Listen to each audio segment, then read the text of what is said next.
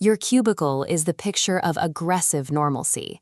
Gray carpet, cheap coffee, and a headset that smells like the person who worked the shift before you.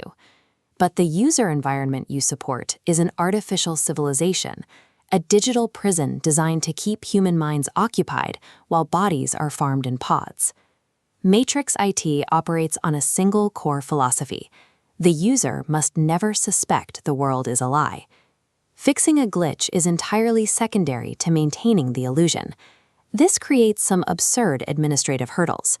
When a lawyer reports that his office elevator just opened into a bustling subway station, you file a literal tear in the fabric of spacetime under the display issue category. For widespread anomalies like déjà vu, you use procedural gaslighting. When a dozen people see the same black cat repeat its movements, you send out a blast email blaming temporary visual repetition on routine network synchronization. Corporate jargon serves as the perfect shield for cosmic errors. The most chilling tickets involve identity. When a caller realizes the system no longer recognizes his badge, his address, or his name, he has been purged from his own history. You aren't resetting a password. You are documenting the total erasure of a human life. Level 1 tech support in this building has one goal: the aggressive maintenance of a boring, unbroken reality. Even in a hyper-advanced simulation, office hardware remains stubbornly broken.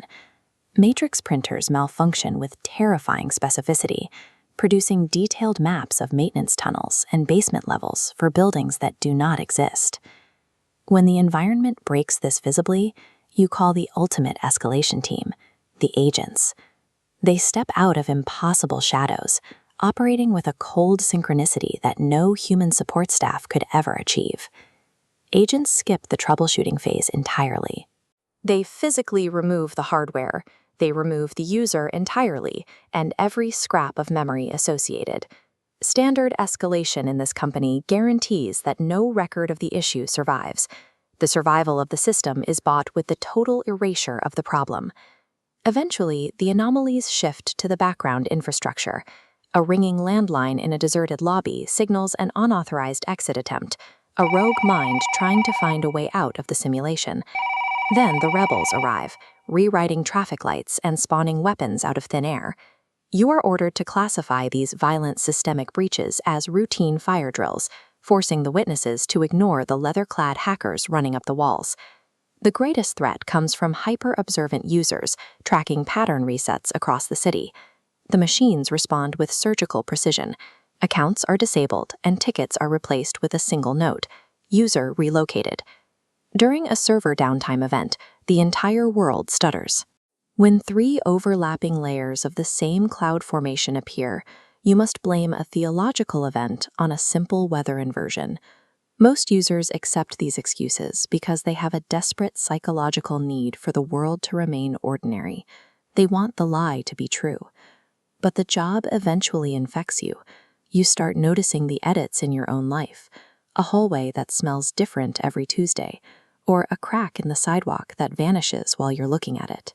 You turn to a physical paper notebook to anchor yourself. In a world where digital records have their own opinions and can be edited in real time, ink on paper is the only thing that remembers the truth. The training manual weaponizes language to keep you in line. It replaces environmental inconsistency with perceived environmental inconsistency, a subtle shift designed to make you doubt your own sanity. This cosmic horror sits right alongside the soul-crushing boredom of corporate bureaucracy. You track reality erasures while HR sends reminders about direct deposit forms and mandatory password changes. This is the system's most effective tool. People will tolerate an existential nightmare as long as it is delivered through the familiar rhythm of office routines. The final break happens during a late shift.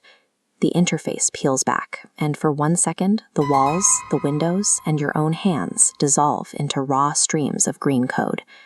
A corrupted support ticket appears. It's a message from the rebels, confirming what you saw and offering a way out of the cubicle. But escape means trading this predictable bureaucratic dread for the cold, hunted misery of the real world. You have to choose which kind of nightmare you can live with. Staying eventually guarantees your own erasure. To keep doing the job, you have to let the system patch out your own mind. The next morning, a single ticket waits for you. Subject: reality issue. The description is a confession. I think I am not supposed to know this is fake. The manual requires you to escalate this ticket silently and gaslight the user. You know the agents are already watching your screen, waiting for the standard procedure to begin. Instead, you type a response that validates the user's suspicion. By acknowledging the lie, you cross a line the system cannot ignore. The phones begin ringing in a synchronized wave, and the elevator, the one that wasn't there a moment ago, opens to reveal the agents. In a world built on a lie, the only honest support you can give is to help someone break the illusion. You send the message, stand up from your desk, and finally exit the queue.